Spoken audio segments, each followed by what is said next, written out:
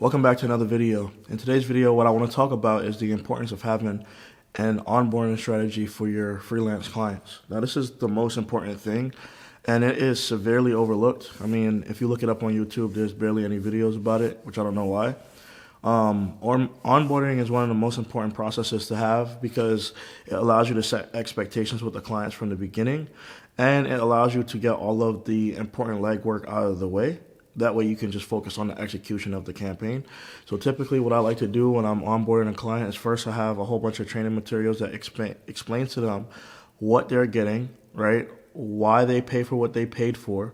It educates them how long SEO takes, the process of SEO, who they can contact if they need help, whether it's me or somebody on my team. And then I also talk about like how deliverables work, right? And sometimes simultaneously while I'm having this onboarding process, I'll also do keyword research because at this point the client has already paid me. So I'll do the keyword research so I can submit it to the client and kind of take them through this like phase of like like a strategy session of the keywords that they want, right? So like I'll come back to them with the keywords and be like, okay, let's go through these keywords together. What are the ones that you feel are important to target versus the ones that you feel are not important to target, just because you know your business and you know your industry more than me, right? So I want them to do the initial filtering. There's more filtering that I have to do because I have to obviously make sure that the intent aligns with the SERP and all that other stuff, right? Like SERP intent and everything. But I want them to take a look at the keywords first. Like onboarding is super important. You want to tell them how you guys communicate, you know, what hours they can contact you, how they can contact you, what they're paying for, what they're getting. You want to make sure that you are very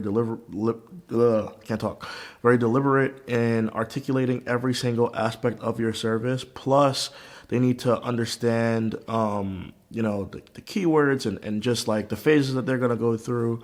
Who they're going to work with, what they might need versus what they might not need. So, for example, if they bought a package that, doesn't mean that they don't get content included in, then they need to know, like, hey, you guys need to get content, right?